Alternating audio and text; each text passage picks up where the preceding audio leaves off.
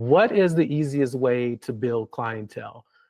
Now, before you answer, I get that from people in school. I get that from people 1, 2, 3 years, 4 years experience because they're struggling with building a clientele. So do you have any advice, to them? Because I don't have all the answers. I have a few answers that I like to share, but I would love to hear yours. So I think obviously it takes time. If you expect to build something overnight, it doesn't happen.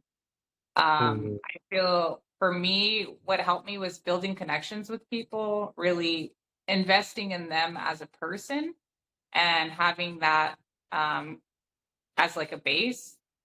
Because I ultimately, it's like, even if you don't come back to me, I want you to still invest in yourself. mhm, So that's yeah, my goal for people. It's not like how much money can I get or how many times. I'm not really the best salesperson, to be honest.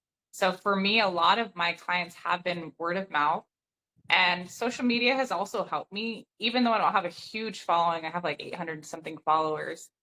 It's still a way to connect. You know, I'm not like a I'm not an influencer type person, and I never want to be that, to be honest, personally. right, Myself.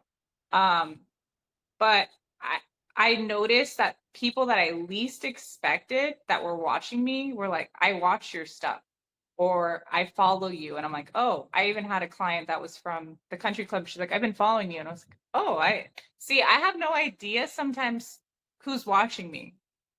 You right. don't. I mean, sometimes people go on my website and they're from Sweden. And I'm like, why are you looking at my website if you're so far away?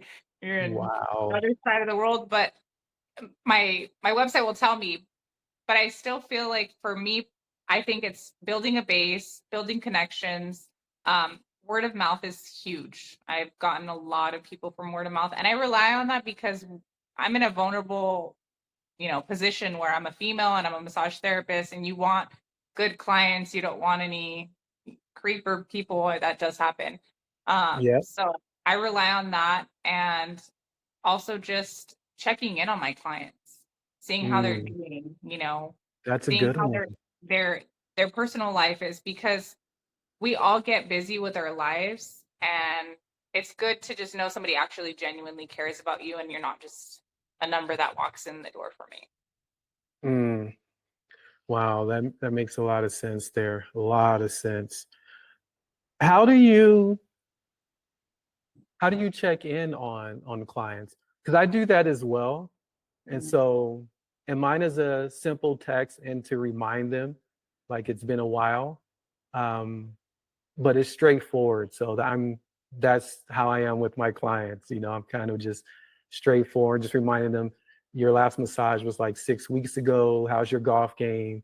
Little things I remember about them and let them know it's probably time that, you know, I come over and see you again. What does your check-in look like? Ooh, maybe it's not like that. That's actually a good way to check in, though. But I think I just, if they vented to me about something during our session or they're going through something personal, I just check in. How was that? How are you doing? How are you healing from that? Because I Mhm. I feel like body work.